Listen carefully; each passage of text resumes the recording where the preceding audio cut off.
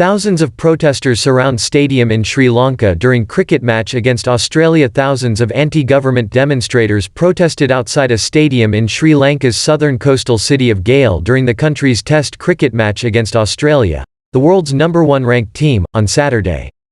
Local media showed videos of large crowds protesting against the government outside the Galle International Stadium, which is about a 2-hour drive from Colombo.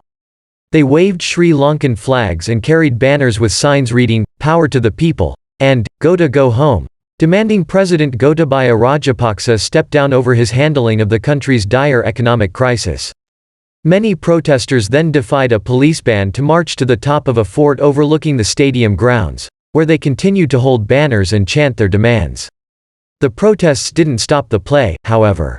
Australian cricket commentator Adam Collins, reporting from the stadium, described extraordinary scenes in Galle. Protesters in cranes, others on the back of trucks. "It's intense out there now, louder than ever and going nowhere," he said on Twitter, describing what it looked like outside the stadium.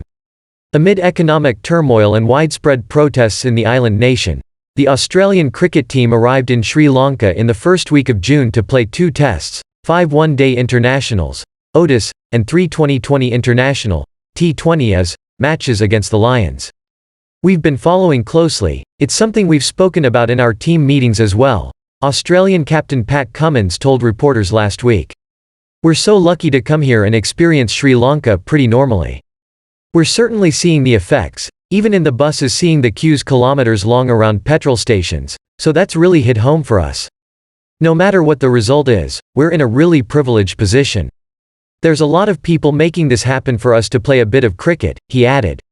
On Friday, Cummins tweeted, "Sri Lanka is facing its worst humanitarian crisis in decades," and shared a video where he sat down with 2 Sri Lankan locals to talk about their experience and what's happening on the ground.